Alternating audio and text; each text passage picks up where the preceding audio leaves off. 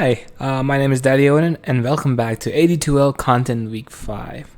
I apologize for being a bit late than the normal time, which is usually Sunday and Monday. But here we are. It's Tuesday. We got content, we got predictions, we got ranking. If you haven't heard of this name, Dr. Gio has been making a community-based team ranking for all the leagues, Archon, Contenders, Intermediate, and Divine League.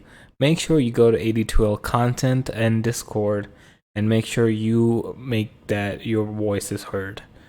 And one more thing, if there is anything that can be changed in the video I am currently making or the series of contents that will be coming through this league, please make sure you type it in the comment section so I can make the changes of either making the content a bit more longer and doing more analysis of each team, or shortening it to make it short and sweet and nice, or split it into different videos so that it's easier for you guys. Okay, without any wait, let's go into the content. Okay, week 4 predictions. Not my best predictions, unfortunately. A lot of mistakes were being made. A lot of games which I thought were favored for one team didn't go a certain way. They were drawn 1-1, especially games like PZR versus PZR Feeder team and Savage Sabers versus D&D and Go 5 versus TG. I saw the game. They just got countered at the last pick. They picked a Kunkka, and the Timbersaw was picked at the last pick for the side of TG, and they rotated or they changed the mid from a Kunkka and sent the Kunkka into pause 4 and made a Dazzle mid to make it work out, but it looks like it wasn't enough for them, and they lost that one game.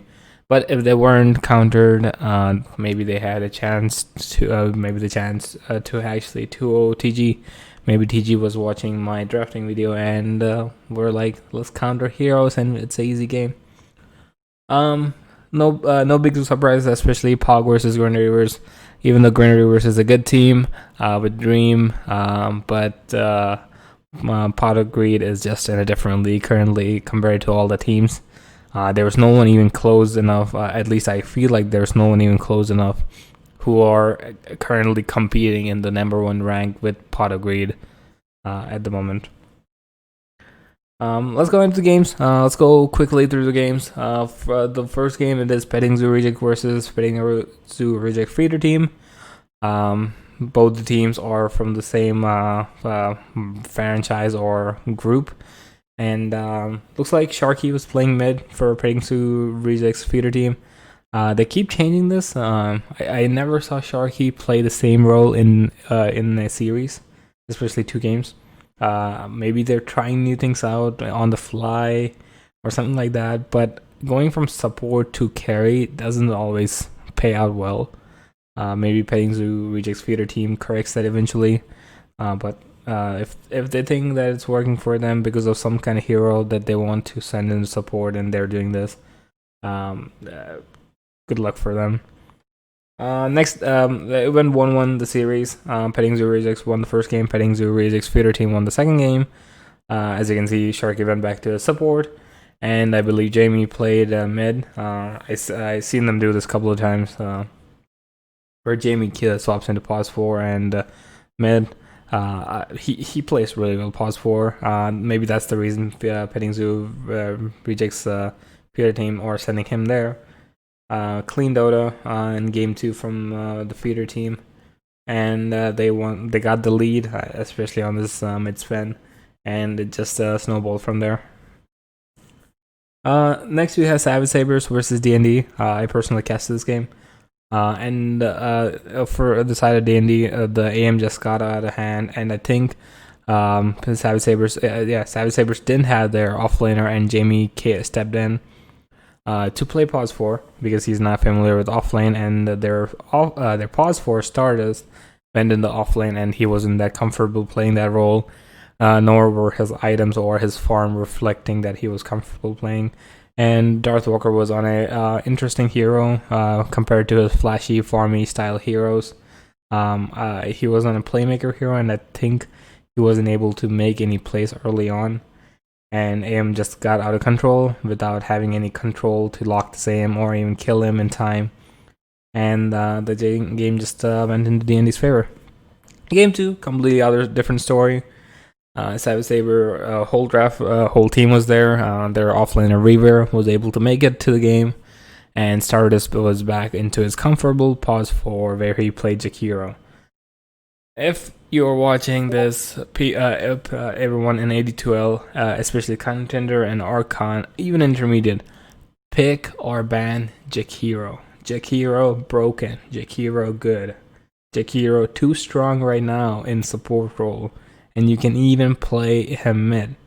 If you can play a support mid, that means the support is so damn good that it will win you games. Anyways, it was a pretty much snowball from Savage Sabers. They had an early lineup. Faceless Void also got a really good start, so their early push with the Pugna was really strong. Darth Walker was probably smiling from cheek to cheek because he was able to finally place Pugna. And they were just taking towers, Jakiro Pugna. Towers were just melting, and it was an easy win for them.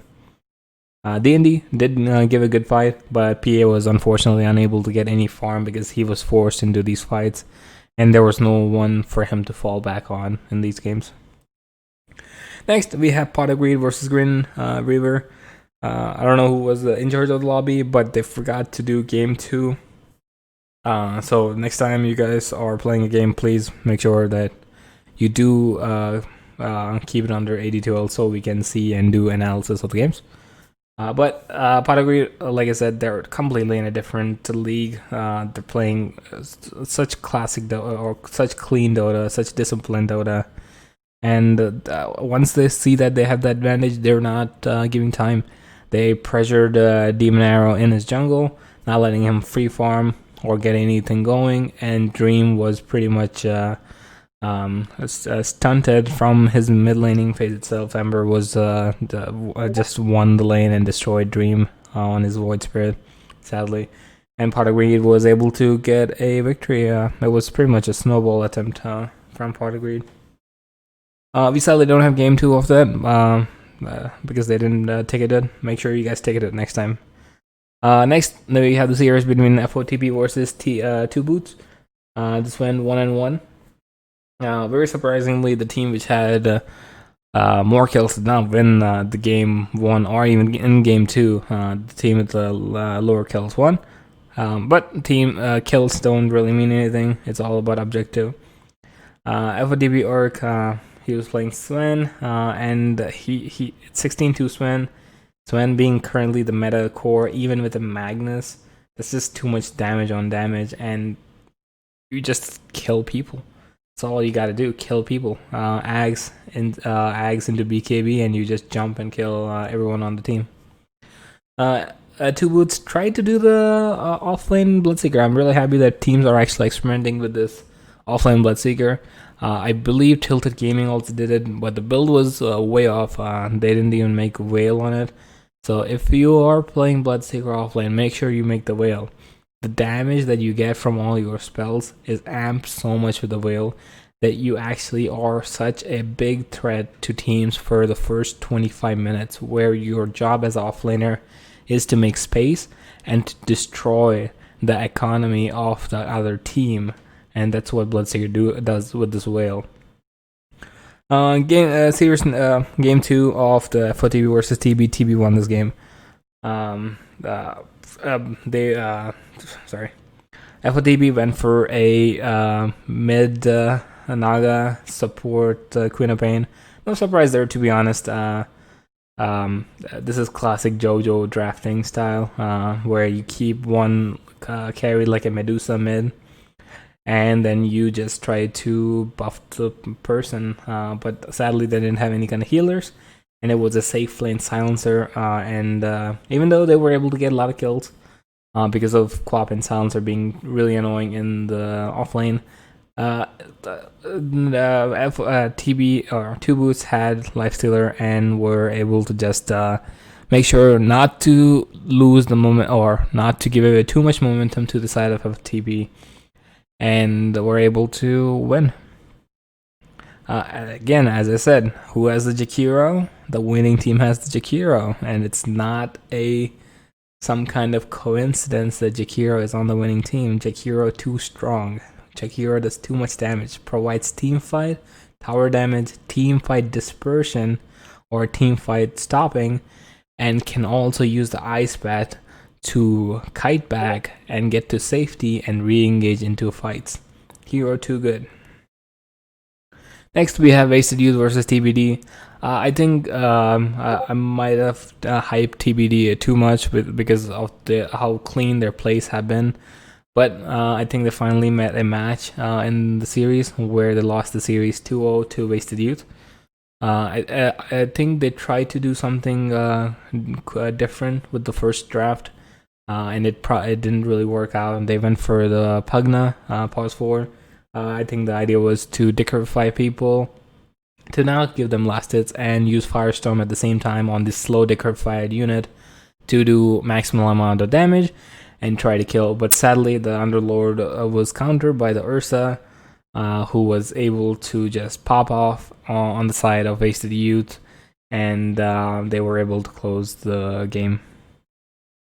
Game 2, not so much of a one-sided game. TBD gave a good fight. Gentry was back on his clockwork, was making plays around the map, but they were not able to withhold the overwhelming damage coming from not only AMHLC, but who is it? Jakiro. Winning teams always have Jakiro. Unless you play the Jakiro really bad, you're not gonna lose. Jakiro is really strong, so before the next match comes, make sure you're picking, especially if you're a support in your pub games, Jakiro, and try to win as much MMR as possible. And if you are playing the next week 5, make sure to ban or pick Jakiro. This is the most picked or banned hero in the Reddit League, AD2L, as well as the most picked hero with the highest win rate in AD2L itself. Wasted Youth had it twice. Both the games they won, they had Jakiro. Not a coincidence again. Next up, we have Routers of Rohan versus All My Homies Love Crack. All My Homies Love Crack, definitely a better team compared to Routers of Rohan. No offense, Routers of Rohan. I think All My Homies Love Crack do have a small skill advantage compared to, or a team composition advantage compared to Routers of Rohan. And they were able to get good team fights going with their Faceless Void, and were able to win a game where they actually lost all their lanes. Game 2, a similar kind of story, but Routers of Rohan were able to stop or slow down the pace of the game, but they fell victim to the Luna, who got out of hand and were able to take towers really fast and end the game. Next we have WSS Cobalt versus RRT, a game I thought was going to go 1-1, which didn't. And if you guys are looking at the screen, you already know what I'm going to say. Who has the Jakiro? The winning team has the Jakiro. Jakiro is actually really strong, guys. Make sure you pick it. I know I've been saying it a lot in this video. I'm sorry if it got annoying, but Jakiro is really strong. Looks, I think game 2 was not ticketed, maybe. I forgot to keep it. Sorry about that. But yeah, next series, TG versus Go5. Tilted Gaming was I think they just got overwhelmed. Scotty was playing his TA and was just snowballed 30-0 on this TA and was making a lot of space for the Ursa, and they just got the momentum from this Scotty TA and were able to close game 1. Game 2, unfortunate for the side of Go5. They got countered at the last minute, where their last but one pick for Go5 was Kunkka, and the last pick was from TG, which they picked the Timbersaw, which was countering the Kunkka. So they did a small lane swap. They brought Scotty on the Dazzle. Was not playing too bad. Was able to get a draw against Timbersaw, but at the end of the day, it is a pause for Kunkka versus a pause to Dazzle, and I think they didn't have the tools to deal with the Spectre like game. And I think the Bloodseeker also went for an attack build, which is a big no-no for me. At least get a Veil and go into attack build. You already have a lot of damage coming from your Spectre, and when you're playing offlane Bloodseeker, especially the new Bloodseeker, your goal is to make sure that your core is nice, tanky, and strong. So instead of going for these Abyssals, Maelstrom build, you can almost go like Veil, Guardian Greaves, even Halberd, or Shiva's Guard, especially because of the Phantom Lancer that Go-Fi have, so that nothing can harm your Spectre, and you have this Greaves to always heal him up and make sure he's good, and even make a Lotus Orb. I think Timbersaw made it, so it's not necessary to make 2, especially because you have a Shadow Demon to use Dispersion to remove any kind of or save your Spectre from time to time from the Spirit Vessel. Next, we have ranking for week 4. I think there's only 4 teams. I actually bumped down. No teams actually got promoted to the next rank, and I think most of the teams that I kept in week 3 ranking were how they should be. Pot Agreed, definitely the rank 1 team of AD2L contender, and I think there is no one even close to contesting or equalizing to that rank 1 of Pot Agreed. The 3 teams I bumped down were TBD, All My Homies Love Crack, and ROT. I believe I brought TBD from rank 3 to 4. All My Homies Love Crack from rank 3 to 4, and Result and Orient Thinkers from rank 4 all the way down to 5. I think WSS Kobolds are going against All My Homies Love Crack, and if they are able to get a series of 1-1, I might boost All My Homies Love Crack back to rank 3. But I think so far they've been at first and like week 1, week 2 they were contested, but they did lose some of the games which they shouldn't have lost. That's why I brought them down to rank 4. Next, we have week 5 predictions. I think this week is all the teams are evenly matched. And they're really close in their skill levels of how they're matched, and I'm really excited because there are really a lot of good games to watch this week 5. First game, we have All My Homies Love Crack versus the WSS Kobolds. I think it's gonna go 1-1. All My Homies Love Crack need to do is make sure they stunt Gambit as much as possible, and make sure they have an eye on Dill and not let him go crazy and farm in the jungle and give him space. And they should be able to take away 1 game or even get a game 2 taken away from them and make it a 2-0 series. Next up, we have Petting Zoo Rejects Feeder Team versus FOTP. I think this is going to be 1-1. I think both teams are evenly matched. If one team gets outdrafted, it might go in favor of a 2-0 series of whoever outdrafted the other one. But I think both teams have a really good shot of 1-1ing each other or even taking the whole series. Similarly, D&D versus TBD. I think D&D will be challenged. I think D&D will be tested. But they should be able to get 1 win at least. I'm not sure if D&D's roster is finally finalized. I think they're still using a stand-in for their games. I'm not sure if Harb finally found a pause for, or maybe they found a pause for and lost someone else or something like that. I'm not really sure, but I think the series is going to go 1-1.